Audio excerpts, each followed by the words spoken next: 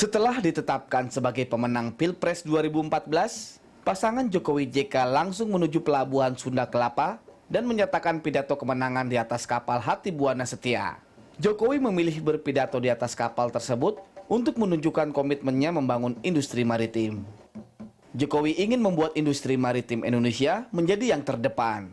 Gagasan tersebut akan melahirkan paradigma baru tentang kelautan yang merupakan sumber kehidupan dan identifikasi kejayaan Indonesia masa lalu. Dengan menjadikan Indonesia sebagai poros maritim dunia, maka peran strategis Indonesia akan meningkat dalam berdiplomasi.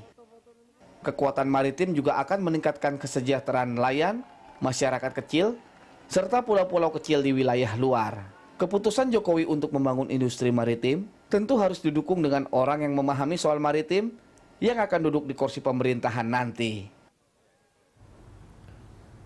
Pemirsa, untuk membahas tentang kekuatan maritim ini telah hadir di Studio Berita 1 Direktur Eksekutif CSIS Bapak Rizal Sukma dan pengamat maritim, maksud kami dosen hubungan internasional dari Universitas Indonesia Bapak Makmur Keliat. Selamat datang Pak Rizal, selamat datang Pak Makmur, selamat datang di Berita 1 TV.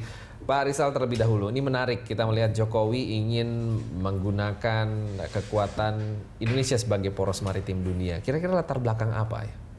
Saya kira ada tiga konteks yang bisa kita gunakan untuk memahami persoalan ini. Yang pertama tentu soal kemaritiman Indonesia sebagai negara kepulauan, yaitu mencerminkan ya identitas kita ya memang sebagai sebuah negara kepulauan. Nah oleh karena itu berkaitan dengan konteks kedua dalam konteks realitas geografis kita yang memang diapit oleh dua samudera besar, kemudian juga 2/3 dari wilayah kita itu adalah dari air dan sebagainya. Yang ketiga konteks tentang tren semakin pentingnya laut ya dan samudera dalam konteks geopolitik dan juga geoekonomi dunia 5-10 tahun ke depan.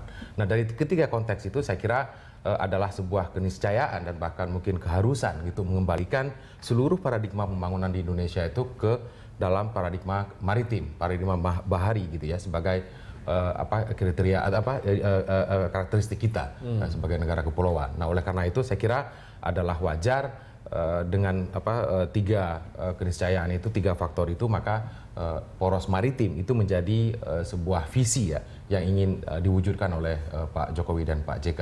Oke, baik. Pak Makmur, Anda setuju dengan pendapat Pak Rizal? Iya, saya kira seperti itu ya. Cuman yang mungkin bisa saya tambahkan, sepertinya kan tidak, kalau kita mencermati pidato dari Pak Jokowi baik waktu debat maupun dalam beberapa statement yang dikemukakan, sepertinya tidak terdapat suatu pendefinisian yang kaku apa yang dimaksud dengan poros maritim dunia. Tapi seperti yang dikatakan tadi oleh Pak Rizal, memang ada tiga hal yang harus dilihat di situ. Saya hanya mau menambahkan bahwa pernyataan-pernyataan yang dikemukakan Pak Jokowi dalam pandangan saya sebenarnya mau menyampaikan pesan yang sangat jelas, yaitu untuk memberikan perhatian yang lebih seimbang antara daratan dan kelautan. Karena sebenarnya data-data yang ada memang menunjukkan adanya potensi ekonomi yang sangat besar, baik dalam pengertian mengelola living resources seperti perikanan maupun non-living resources dan di kelautan, dan ini saya kira yang perlu kita kelola dengan baik, kalau tidak akan diambil oleh pihak lain atau pihak asing. Saya kira itu memberikan pesan bahwa saatnya untuk memberikan perhatian yang seimbang antara daratan dan laut, tetapi terutama tentu saja dengan melihat konteks tadi yang disebut dengan konteks identitas kita, kemudian konteks geografis, dan juga memang laut menjadi sesuatu yang sangat penting dalam beberapa tahun terakhir ini dan juga mungkin ke depan. Saya kira itu. Seperti itu. Pak Rizal,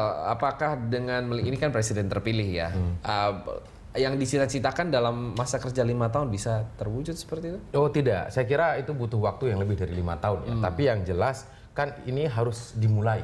Jadi harus ada landasan gitu ya, landasan yang diletakkan, dan itu perjalanan panjang itu selalu harus dimulai dengan langkah pertama. Nah ini yang selama ini kalau kita lihat ke belakang ya, memang pernah ada rumusan mengenai identitas Indonesia sebagai negara maritim, dan juga itu diharapkan menjadi landasan bagi pembangunan nasional itu di dalam GBHN tahun 99 sampai 2004. Itu disebutkan, tapi kan kita tidak lihat implementasinya. Ya, jadi wacana mengenai Indonesia harus mulai melihat dirinya sebagai negara maritim, pembangunan harus didasarkan pada paradigma maritim itu sebenarnya sudah lama sekali. Jadi persoalannya kan kemudian eksekusinya, persoalannya pada implementasinya.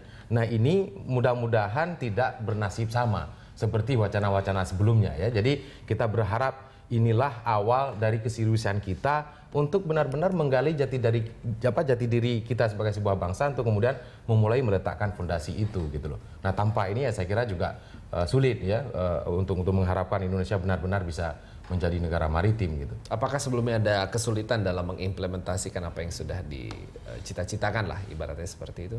Oh, saya kira banyak ya. Persoalan yang paling utama itu kan kita itu kadang-kadang cenderung suka berbicara visi ya, jadi visioner. Jadi ketika kemudian visi ini harus di breakdown ke dalam rencana kerja yang konkret, itu kita biasanya dihadapi oleh paling tidak ada 2 atau 3 persoalan ya. Yang pertama, kita tuh nggak bisa melihat misalnya pentingnya konsistensi ya di dalam melakukan melaksanakan program-program itu. Kemudian yang kedua itu tarikan untuk memberi fokus gitu ya kepada darat itu sangat besar memang ya, terutama karena yang namanya penduduk kan ada di darat gitu loh. Jadi kemampuan untuk membuat link gitu loh antara darat dengan laut ini seperti katakan Pak Ma'mur tadi itu selalu menjadi persoalan. Jadi selalu kita yang namanya rencana strategis untuk membangun Indonesia sebagai negara maritim itu kerap kali terganggu oleh fokus yang sangat day to day pada kebutuhan untuk memenuhi ataupun menyelesaikan persoalan-persoalan